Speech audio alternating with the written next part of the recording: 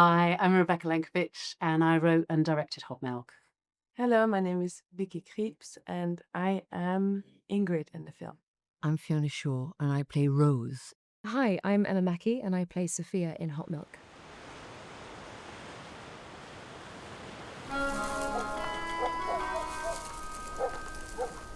I read Deborah Levy's novel, prompted by Christine Langan, and it was just a beautiful book dealing with the love and the coming of age of Sophia and her codependence with her mother, and then this incredible love affair. And just the language and the landscape was stunning, but more the psychology, just about love and damage and loss and hope.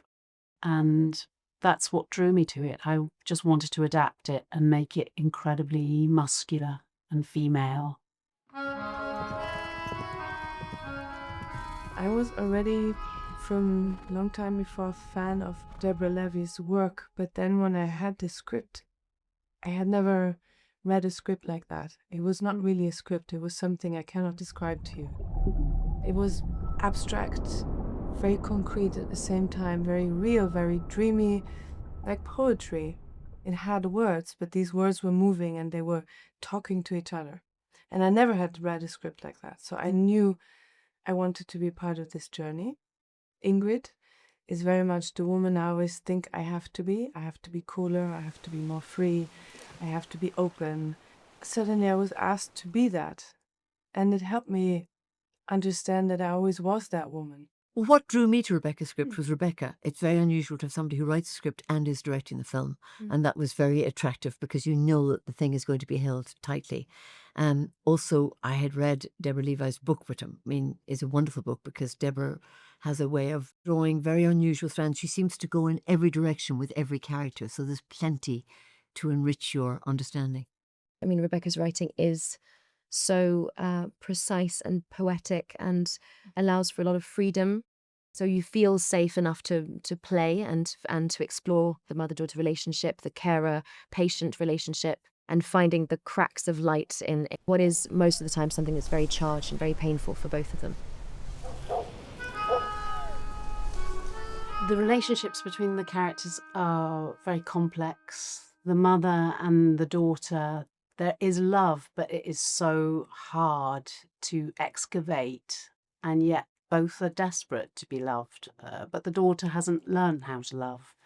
And so when she finds Ingrid, who's so free with her love, then there's this electricity. But Ingrid, in her own way, has been fractured. So there's a beauty to it, but also a desperation. And it's cataclysmic, but it's also joyful.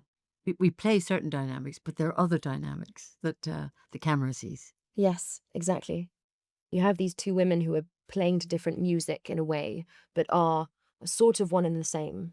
And that's so interesting to play with. The tone of it is so interesting because it shifts a lot, and yet they're tethered to this very practical relationship, and it's a very sort of unbreakable bond. You see certainly Sophia try to steer clear of that and try to make sense of who she is without her mum. That was very intriguing to me. Yeah. I mean, you could say it's about love, but the word love doesn't seem, it's bond is better, isn't it? Bonds than love, because the desire to pull away is really the Yes. end of love in a way. Rose likes her daughter very much, but I don't know if the daughter likes the mother, but there's still this huge intimacy and mutual need, survival, Exactly. you know. Exactly. A mother brings up a child, the child is vulnerable. Suddenly the mother's vulnerable, the child is looking after the mother. This is an imbalance in the world, isn't it?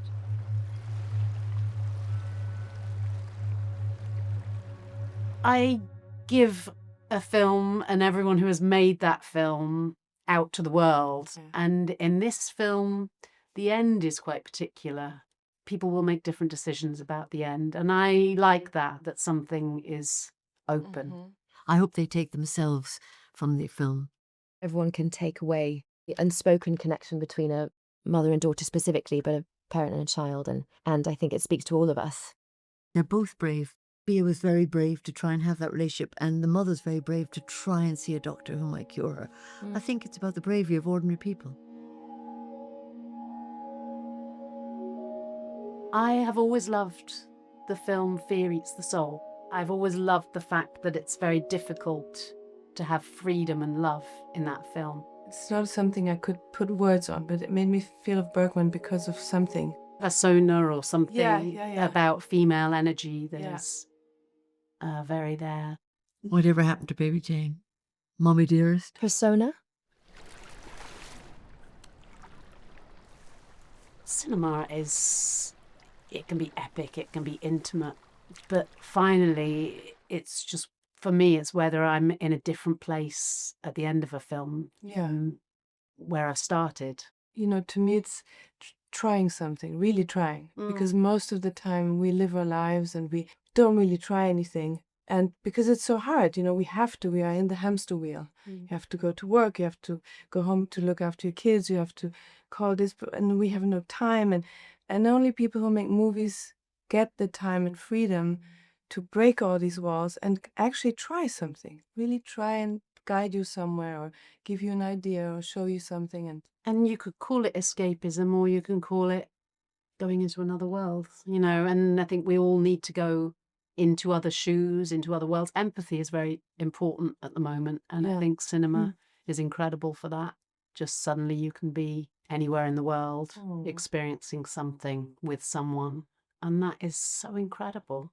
I think I look at films differently. I understand them differently because I work in them now. So there's a different sense of understanding. But it's always about the feeling after a movie finishes, and that sensation when a film is great and hits you in all the right places. That feeling is what I yearn for and what I want to hold on to.